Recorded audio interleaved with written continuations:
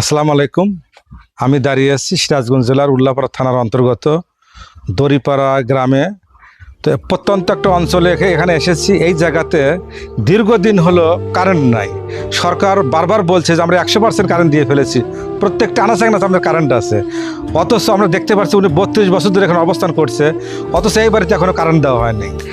পরে চাপাচাপির কারণে বিভিন্ন অনুরোধে পরবর্তীতে উনি পিলার নিয়ে আসছে, কিন্তু পিলার আনার পরেও তাকে কারেন্ট দিচ্ছে না। কারণ হলো যে এখানে ট্রান্সমিটার একটা লাগবে। তো একটা ট্রান্সমিটার দাম 50,000 টাকা। তো ওনাকে বলা হয়েছে নিজে ট্রান্সমিটার কেনার জন্য, কিন্তু এই ট্রান্সমিটার কেনার মতো তার কোনো অবস্থা নাই।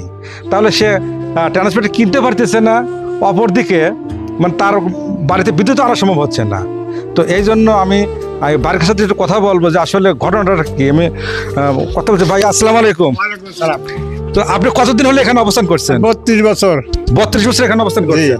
এটা যে পিলারটা দিছে এজন্য কি অনুরোধ করা হয়েছিল নাকি? হ্যাঁ, অনুরোধ করছি। অনুরোধ করার পরে পিলার লাগা দিতে পিলার লাগা দিয়েছে, কিন্তু ট্রান্সমিটারের জন্য 50,000 টাকা। ট্রান্সমিটার কাকে দিতে বলে? ট্রান্সমিটার ওই অফিসে থেকে বলে কিনে নেওয়া লাগবে। তো কিনে নিলে তো আমি তো সরকার বলছে যে আমি যত খরচ আছে আমি দেবো, কিন্তু ট্রান্সমিটার যা লাগে সরকার দেবে। তো তোমার কাছে যাবে কেন? আমার কাছে চাইতেছে, টাকা চাইতেছে 50,000। তো এখন কি কারেন্ট আনার কোনো সম্ভাবনা নাই এখন? না, এখন আর কোনো সম্ভাবনা নেই। মানে ট্রান্সমিটার কেনার মতো ক্ষমতা নাই। ক্ষমতাও নাই, আমার টাকা দেওয়ার কোনো ক্ষমতা নাই।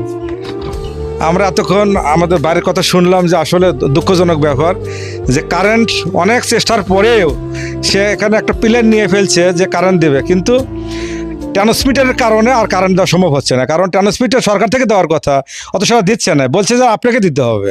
এর আবার কারণে ট্রান্সফরমার কেনার মতো তার কোনো অবস্থা নাই। অতএব তার বাড়িতে আর কোনো কারেন্ট আসার কোনো সম্ভাবনা নাই।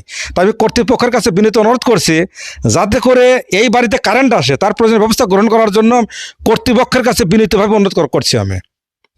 আসসালামু আলাইকুম।